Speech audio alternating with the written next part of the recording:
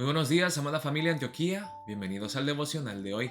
Hoy es el día jueves 20 de abril. Vamos a ver la palabra de Dios en 2 Samuel, capítulo 6, versículos 1 al 15, con el título Cuando las buenas intenciones no bastan.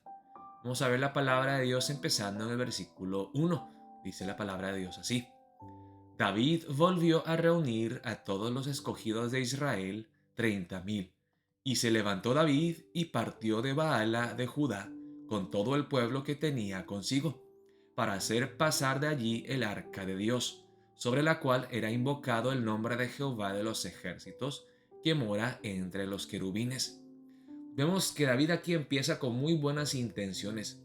Además de establecer a Jerusalén como el centro militar y político de su reino, David quiere poner la adoración de Dios en el centro de Jerusalén y en el centro de la vida del pueblo de Israel. Él quiere priorizar la adoración de Dios y desea tomar el arca del pacto, que era símbolo de la presencia misma de Dios. Algunos decían que era el trono donde Dios se sentaba entre los querubines. Desea poner a Dios en el centro de su vida y la vida de Israel. Entonces aquí empieza con muy buenas intenciones, pero veremos aquí en los versículos 3 en adelante que las buenas intenciones no son suficientes para agradarle a Dios. Debemos de hacer las cosas a su manera, como Él nos manda, no como nosotros nos parece. Vamos a ver la palabra en el versículo 3, dice así: pusieron el arca de Dios sobre un carro nuevo y la llevaron de la casa de Abinadab, que estaba en el collado, y Usa y Ahío, hijos de Abinadab, guiaban el carro nuevo. Para aquí se ve la reverencia y el respeto que quieren mostrarle a Dios. Usan un carro nuevo para transportar el arca de Dios. Pero hermanos, si leemos detenidamente el libro de Éxodo, vemos que cuando Dios les manda hacer el tabernáculo y luego el arca del pacto era como una caja, podemos decir, un cajón grande de oro. Se ponían dos aros en cada lado, anillos gruesos, aros gruesos en cada lado, y Dios les mandó hacer postes hechos de madera de acacia, recubiertos de oro, que se ponían dentro de esos anillos, y los postes se usaban para cargar el arca del pacto. Y solamente los levitas, los descendientes de Aarón, podían cargar el arca del pacto. Era un trabajo especial para los levitas y había una manera específica en la cual Dios quería que se cargara su arca. Aquí no lo hicieron como Dios les había mandado. Lo hicieron a su manera. Quizá por conveniencia, quizá no querían cargar el arca porque pesaba y era más fácil para ellos ponerlo sobre un carro. Ahora sí, para mostrarle ese respeto a Dios, fue un carro nuevo, no cualquier carro. Pero aún así, no hicieron las cosas la manera de Dios. Y cuando lo llevaban de la casa de Abinadab, que estaba en el collado, con el arca de Dios, Ahío iba delante del arca. Y David y toda la casa de Israel danzaban delante de Jehová con toda clase de instrumentos de madera de haya, con arpas, salterios, panderos, flautas y símbolos. Entonces, ocasión de gran regocijo. Están festejando el hecho de que ya van a poder traer el arca de Dios nuevamente a Jerusalén. Están celebrando esta gran victoria, pero luego Dios hace algo completamente inesperado. Dice en el versículo 6, cuando llegaron a la era de Nacón, Usa extendió su mano al arca de Dios y la sostuvo, porque los bueyes tropezaban. Y aquí una vez más vemos a otra persona, Usa, que hizo estas cosas con buenas intenciones, o parecía que el arca del pacto se iba a caer, así que para que no se dañara, Usa extiende su mano y sostiene el arca. Dice en el versículo 7, y el furor de Jehová se encendió contra Usa y lo hirió allí Dios por aquella temeridad y cayó allí muerto junto al arca de Dios. Y se entristeció David por haber herido Jehová a Usa y fue llamado a aquel lugar Pérez Usa hasta hoy. Y temiendo David a Jehová aquel día, dijo: ¿Cómo ha de venir a mí el arca de Jehová? De modo que David no quiso traer para sí el arca de Jehová a la ciudad de David, y la hizo llevar David a casa de Obed-edom, geteo. ¿Qué es lo que pasó aquí, hermanos? Ok. David hizo mal en dos cosas. Primeramente, tuvo que haber cargado el arca de Dios sobre los postes, no sobre un carro nuevo.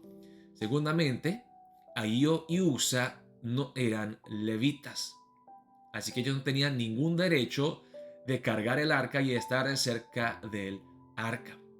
Otra cosa es que, pues por no poner el arca sobre los postes, por haberlo puesto sobre un carro, aquí tropiezan los bueyes y parece que va a caer el arca de Dios. Desde un principio, David hubiera consultado a Dios. Dios, quiero llevar tu arca a Jerusalén. ¿Cómo quieres que yo lo haga? David lo hubiera hecho correctamente, conforme a la voluntad ya revelada de Dios. Pero con buenas intenciones. Aquí vemos que David nunca tuvo la intención de hacer las cosas mal. Con muy buenas intenciones, él trajo el arca del pacto, pero a su manera. Así que aprendemos, hermanos, que no importa cuán buenas sean nuestras intenciones al hacer las cosas, la mejor manera de hacer las cosas es a la manera de Dios. Aunque parezca ilógico, aunque parezca inconveniente, aunque parezca difícil, hermanos, la mejor manera de vivir, de hacer las cosas, es hacer las cosas conforme a la voluntad revelada de Dios.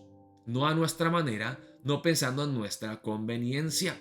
Entonces David dice: Dios, entonces si vas a matar a Usa por esto, entonces ¿cómo vamos a poder recuperar el arca y ponerlo donde debemos de ponerlo, en Jerusalén? Pero vemos cómo entonces David lo lleva a la casa de Obed-edom y dice en el versículo 11: y estuvo el arca de Jehová en casa de Obed-edom geteo 3 meses, y bendijo Jehová a Obed-edom y a toda su casa. Fue dado aviso al rey David diciendo: Jehová ha bendecido la casa de Obed-edom y todo lo que tiene, a causa del arca de Dios. Entonces David fue y llevó con alegría el arca de Dios de casa de Obed-edom a la ciudad de David. Y cuando los que llevaban el arca de Dios habían andado 6 pasos, él sacrificó un buey y un carnero engordado. Y David danzaba con toda su fuerza delante de Jehová, y estaba David vestido con un efod de lino. Así David y toda la casa de Israel conducían el arca de Jehová con júbilo y sonido de trompeta. Hermanos, yo creo que muchas veces nosotros queremos estar seguros de hacer la voluntad de Dios, de hacer las cosas correctamente. Y hay una manera muy sencilla para estar seguros nosotros, que estemos nosotros haciendo la voluntad de Dios. Si hacemos las cosas conforme a la palabra de Dios, podremos agradarle. Así que, hermanos, para empezar el día de hoy, quiero que oremos de esta manera. Oh Dios, muchas veces hago cosas, digo cosas, sirvo en la iglesia con buenas intenciones, pero muy pocas veces me pregunto si lo estoy haciendo conforme a tu voluntad, si me estoy sujetando a tu palabra. Oh Dios, ayúdame a discernir tu voluntad primero, a través de la palabra, a conocer cuál es tu buena y perfecta voluntad, para así hacerla y agradarte a ti.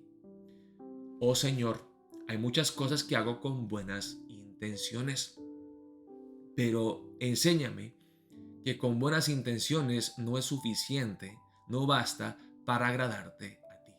Tenemos que hacerlo no solamente con buenas intenciones y un corazón correcto, sino conforme a tus indicaciones, tu palabra. Oremos de esa manera para empezar el día de hoy. Dios los bendiga, amada familia Antioquía.